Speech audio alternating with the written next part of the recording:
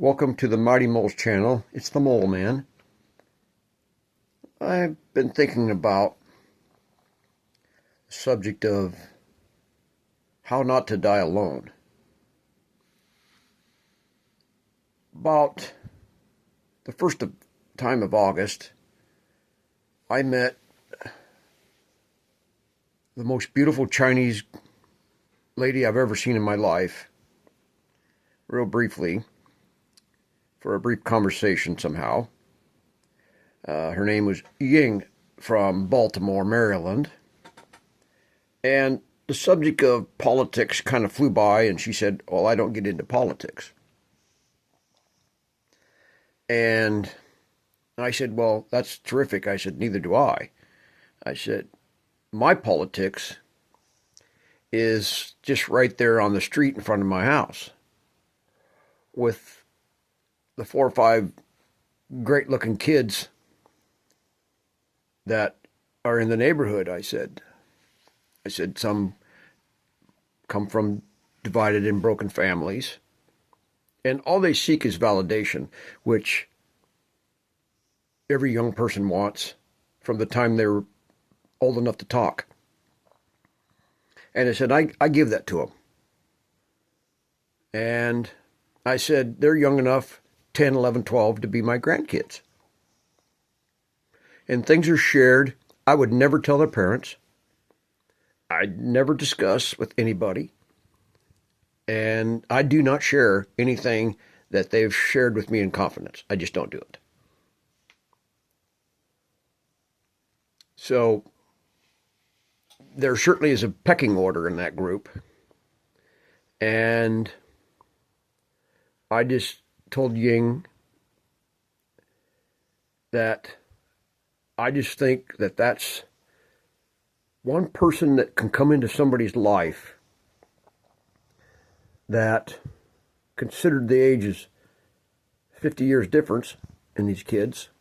I said, they're never going to forget you. And if you have that inner person to be that validation for them, should I not ever think that I would ever die alone? Because when I get up in the morning, I want that smile from above to be in my life. Not everybody can seek that or do seek that. So we have Chloe. She's 12. We have Alyssa, Savannah, and Dort. And then there's a couple, 3 others that are less, what would you say, connected. So you could describe Chloe as being outgoing, loud, neat, extremely neat, and very classy. Hair's always together, straight A student. And she's told me that she has aspirations to be a pediatrician. Then Savannah, quieter, a little more passive, emotional,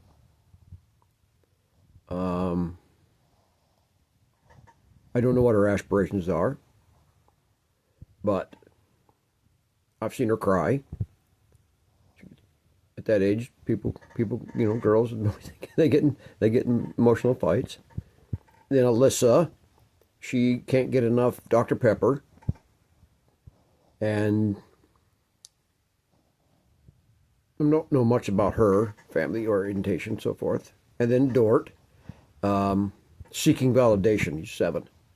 Identity. He needs a man figure in his life. I can't give him the father figure, but I can give him the man figure, I hope. And that's worth something. And so then I said to Ying, I said, You know, my friend called me the other day. We've been friends for 50 some years out of the blue. And he said, I wanted to just call you and tell you that I love you. And I'm telling this to Ying. It's like 4 or 5 days before this.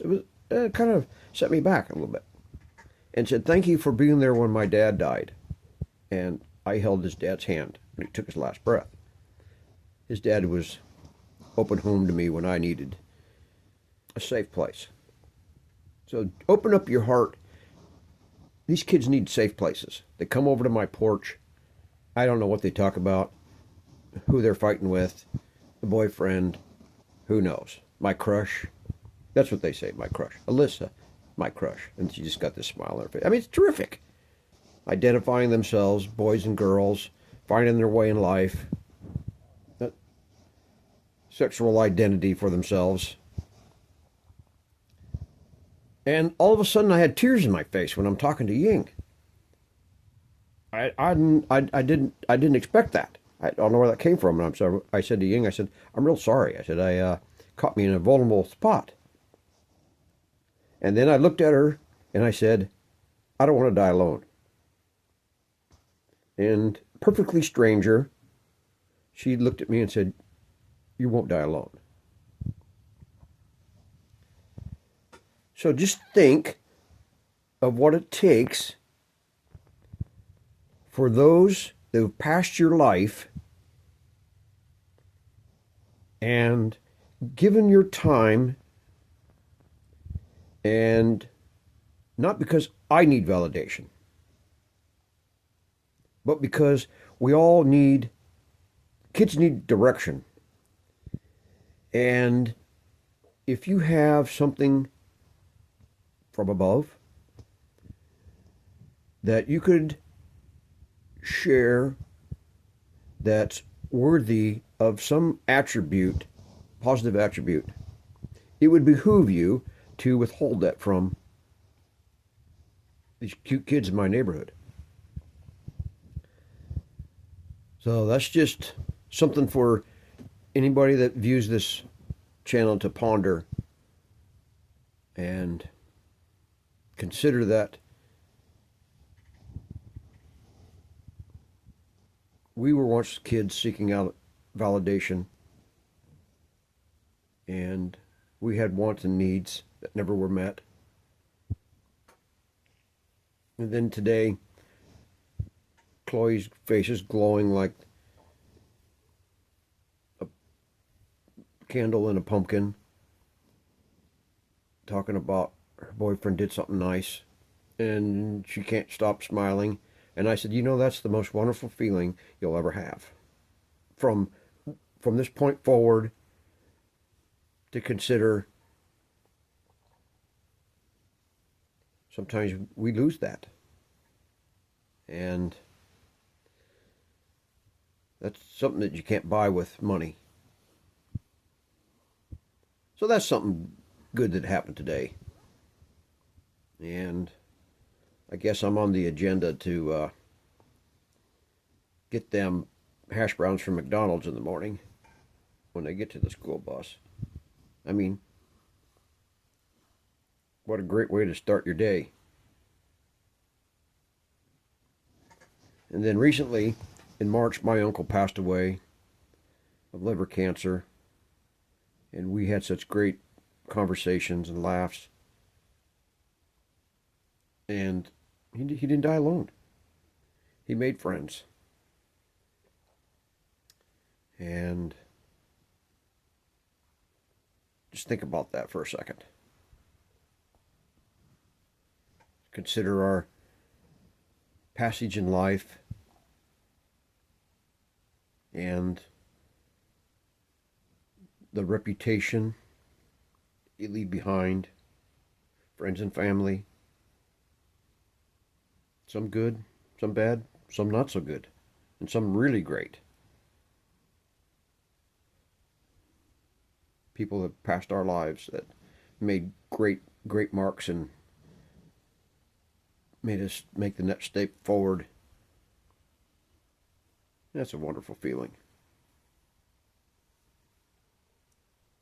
So I hope this channel inspires you to, each and every one of you, to become more than you ever thought you could be by extending the graciousness. And then, but don't leave yourself out there to ungrateful people. They have no intentions of ever reciprocating it or appreciating it for what it is if you give from your heart. Don't let yourself get used. There'll be a time when these kids in the neighborhood will be in college. 5 more years. And then college.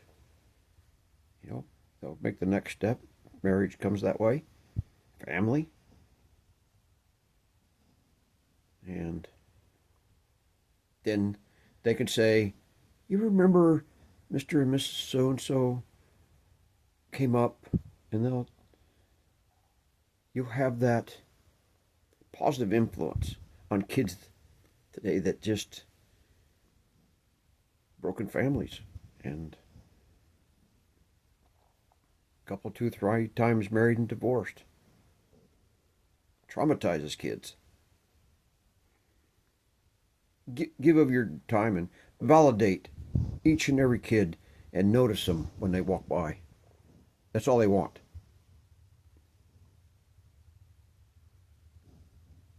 So I'm going to end this channel tonight, and everybody have a good evening.